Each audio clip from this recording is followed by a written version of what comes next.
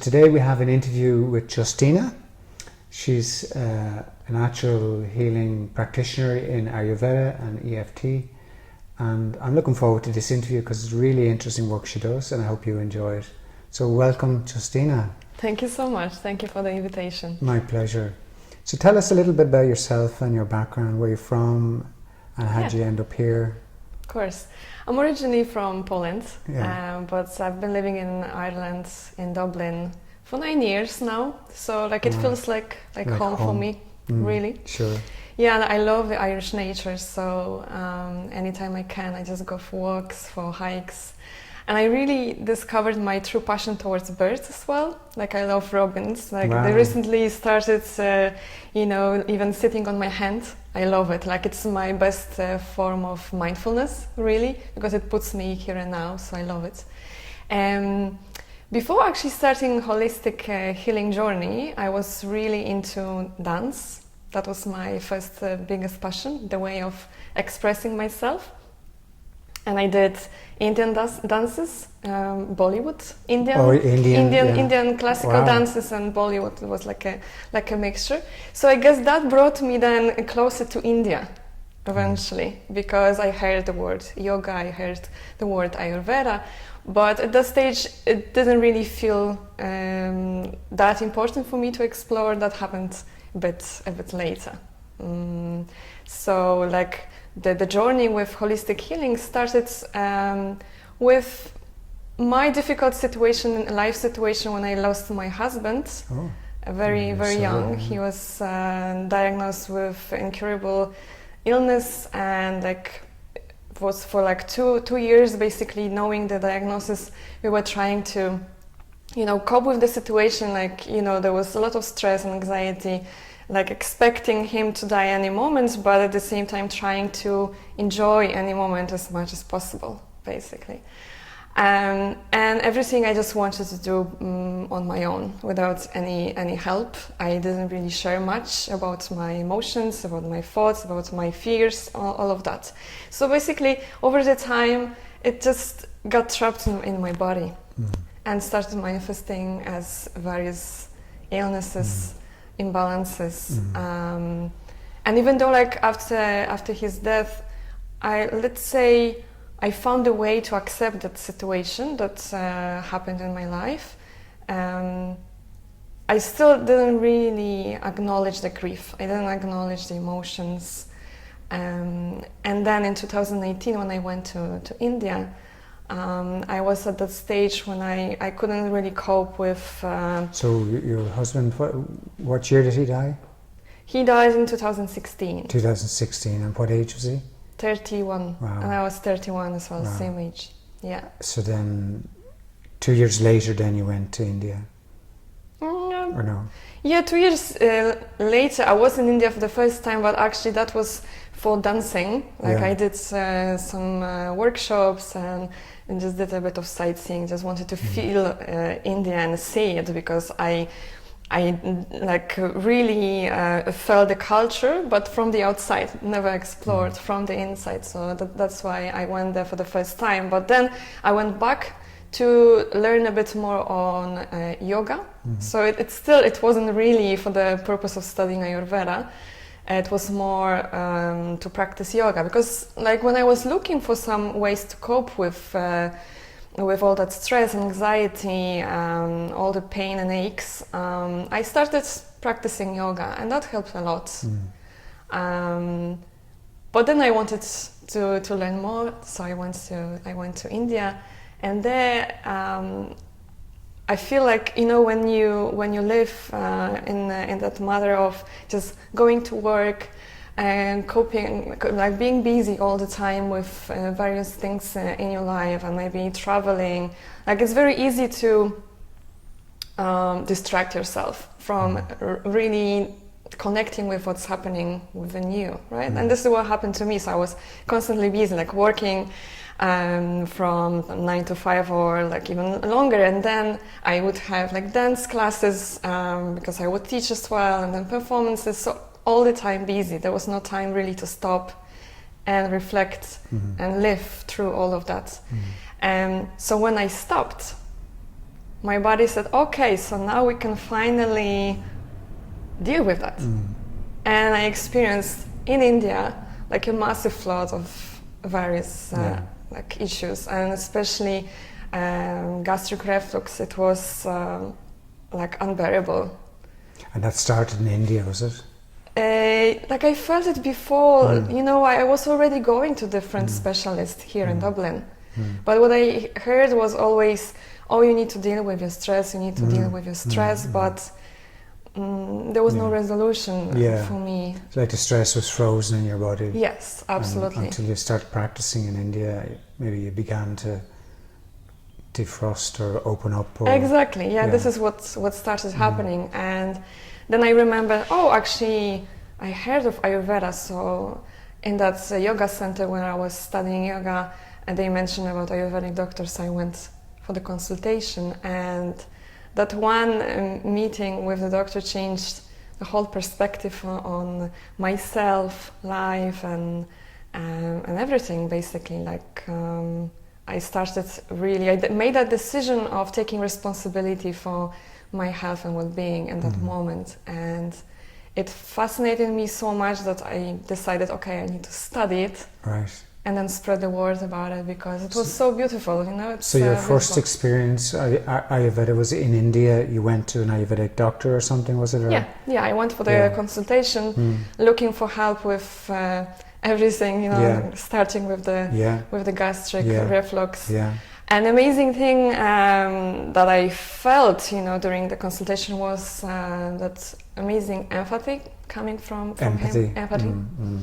And just looking at me like as a whole person. And this is what Ayurveda is about. Like when it comes to treatment, when it comes even, you know, learning how you can prevent illness. It's always looking at you as a whole, so touching on your body, mind, and spirit, basically.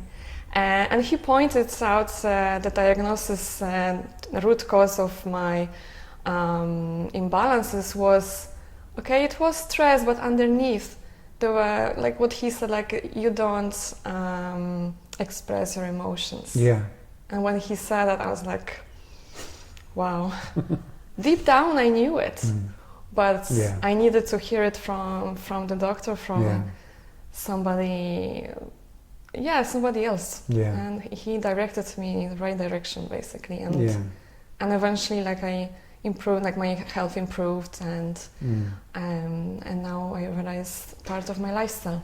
That's amazing. And so after you met him, did you make a change in your kind of emotional habits, or was it diet or lifestyle or combination? What kind of practices did you change to get the benefits?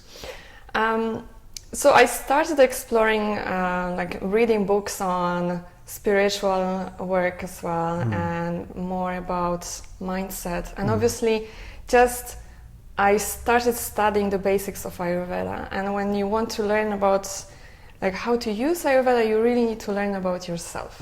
So the important concept that is in Ayurveda important to know is the word dosha. So everyone like who practice Ayurveda, they know the dosha, right? Because that directs you towards specific practices, diet, lifestyle, maybe some Ayurvedic therapies as well, that you can incorporate in your life to, you know, to help you not only treat the disease, but just in your daily life, so you can stay in balance as long as possible. Is it too simple to say there's 3 doshas? Yes, there are 3 doshas. But each of us is different. So even if there is somebody with predominant Vata dosha, like let's say like your Vata dosha predominant and myself, we are still completely different, because the difference between us is that percentage of each dosha, because we have all of them. Those energies that are responsible for the you know, the way we live, like all the body functions, they're responsible for the way we think, we perceive the world, and how we interact with the world, basically. Fascinating. So there's 3 doshas. There's Kapha, Pitta, and Vata. And so I think I'm a Kapha Pitta, but I'm not sure. What would you know from somebody just looking at them whether they were Kapha Pitta, or would you need to know more? I can assume, but it usually requires a bit more than just having a look at the person. Consultation. Yes. Okay. Yes. So, what is your dosha? My dosha is Kapha Pitta. Kapha Pitta. And do you still have a bit of Vata as well? Is that right? Your Kapha There Pitta? is some percentage of Vata in me as well. Yeah. And in fact, Vata dosha is actually queen of all doshas. And it's responsible for all those feelings like, let's say, fear, anxiety. So if you can imagine what happens when there is too much wind in the nature. Some of us may become a bit anxious immediately, right? A bit frightened. So this is what happens as well, within ourselves. And that energy as well may bring issues like constipation or bloating, cracking joints, because there is too much of that dryness and cold quality in the body. And Vata can be aggravated by various factors. And why is the queen of all doshas? Because it can be aggravated simply by what we're doing now. We're talking a lot, right? That aggravates Vata. Vata can be aggravated by just being stimulated by so many different things, and nowadays we spend so much time with social media, or even just simple fact of, I just want to learn about everything, and this is what happens to me from time to time. I really need to be mindful about balancing Vata, even though my dosha predominant is Kapha Pitta. Most of the time I suffer from Vata imbalances. So I need to have in mind, okay, what can I do, what Ayurveda says, how I can use these advices to actually calm my Vata down, so I can prevent bloating, I can prevent constipation. And then, in Ayurveda we look at the disease from 6 stages. So by the time it's something diagnosed as thyroid issues, it starts in your colon. It starts with the digestion. So the biggest focus in Ayurveda is around digestion as well. Like our Agni, that fire that digests everything. And that's a thing I'm very interested in, is the whole psycho-emotional aspect of health and digestion. Me too. So that digestion is also digesting experiences, digesting emotions, and so that's that Pitta energy within the body. It's all about digestion, the fire, the water, the mixture, all about that. So as you mentioned, it's not only digesting food, but it's also digesting everything that comes to our body and mind through all the senses, right? So we look at things, we listen, we read, and everything needs to be absorbed. And what is not needed, like for example some difficult situation when we feel the rise of emotions, we need to have that resilience towards emotions and know how to just let them go. So that's the way of elimination that happens naturally in our body. All those processes of detox that are very much connected with Pitta dosha. I'm simplifying it because it's more complex than that, but just to get the general idea. It's very interesting, and also it sounds like it has some of that kind of Eastern philosophy of detachment, which is when your Vata energy is moving, there might be a bit of anxiety, and you have to find some way to earth that and let that go, isn't it? It's not to let that get carried away. It's like, I think people with anxiety tend to go up to their head. Of course it's in their gut, definitely feeling in the gut, but also a lot of it's driven, I think, by overthinking and thinking too much, and it's like the mind just runs away. And if you just come and lie on the ground, in a Kapha position.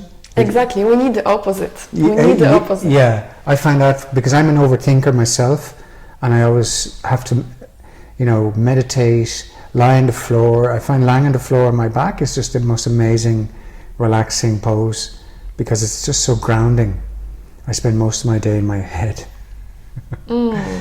So it's really fascinating. Same for me. Even again, Vata is the dosha that is the least noticeable in my body-mind constitution. But just because of the life experiences, the loss of my husband, for example, that aggravated so much of Vata, brought so much stress and anxiety, and fear of what happens next. How am I going to survive? Me alone abroad, without family, without any support. So it's still like a work in progress for myself to really make sure that I don't go that direction again. Direction towards fear and overthinking. And that when I find myself in this like loop of overthinking, I cannot immediately notice, the food is not properly digested. Like I get a little bit of bloating, or I can hear some gargles in my stomach, right? So just having that awareness, this is what Ayurveda taught me in the first place. I've noticed that lately. Tuning into. I've always tried to tune into my body, and I'm fairly in tune. But it's nearly like particular liver energy, which comes from stress. I think that the body is so sensitive to anxiety, fear, and if we don't address the cause of anxiety and fear, our body absorbs that energy or holds that energy. And it's incredible how like intuitive organs are. They're not like little machines. They're intuitive. The heart, particularly, the lungs, and the kidneys and the liver. They're all so powerfully connected to our energy and our emotions, and it does make a difference how you tune into your emotions and your organs. And it's fascinating to hear you describe the Ayurvedic approach, because I had heard about it before from Maria, but. I'd love to know. I'd love to understand more the psychology as well of it. But you've kind of touched on it. Each dosha brings certain emotions as well, and that links with the body organs. So there is a bit of similarity with a Chinese medicine, in fact. So like if you know something from Chinese medicine, probably there is a big chance that in Ayurveda there is a huge similarity. So like when it comes to emotions, like Vata dosha I mentioned, it's this brings fears and anxiety, uncertainty, like that undecisiveness as well.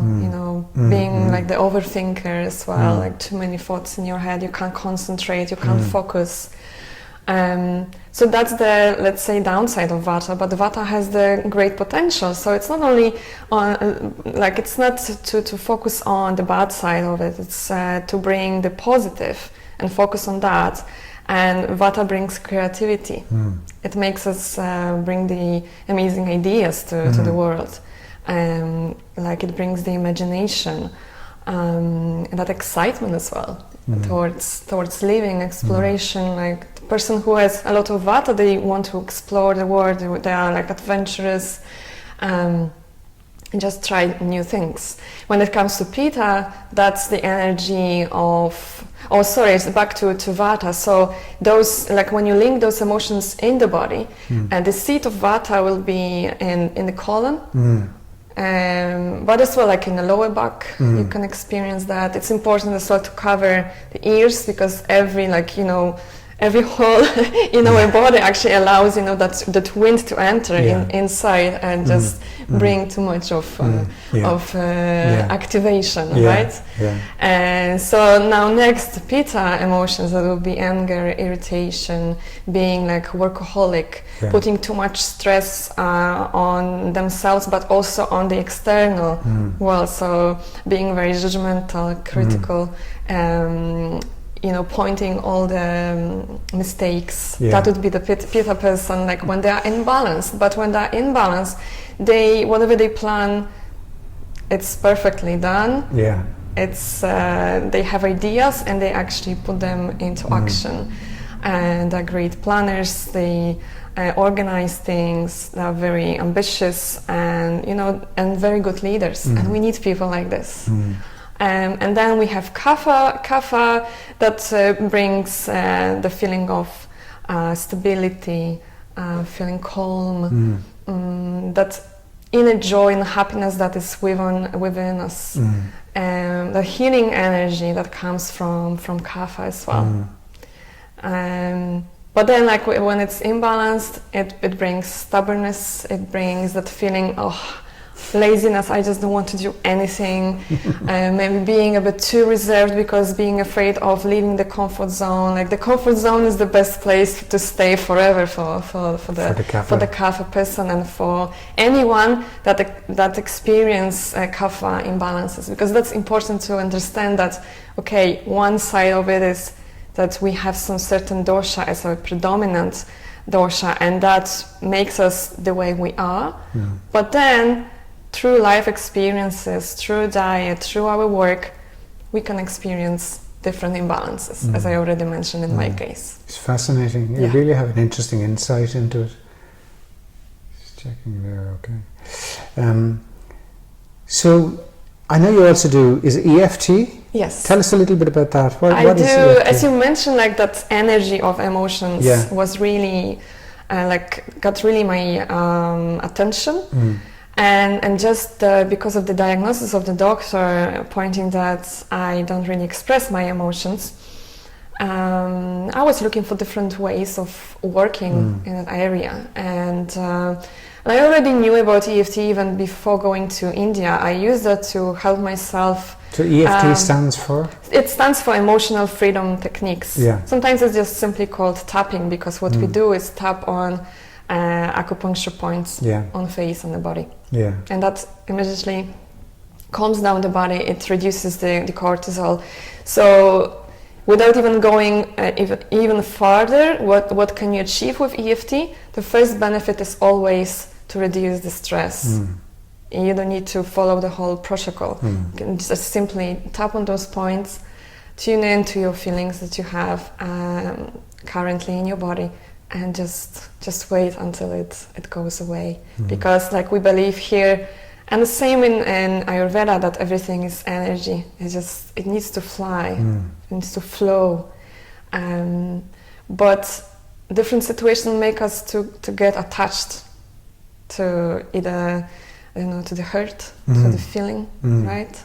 Or like in the childhood you didn't even learn how to express anger, and it's like you kind of feel it, but you don't know even how to deal with it. Or some emotions you don't even know how to name. And this is what happened for me. Like with EFT, I started exploring the whole world of emotions, and what it stands out for me, it's that combination of talk therapy and the energy work that you do.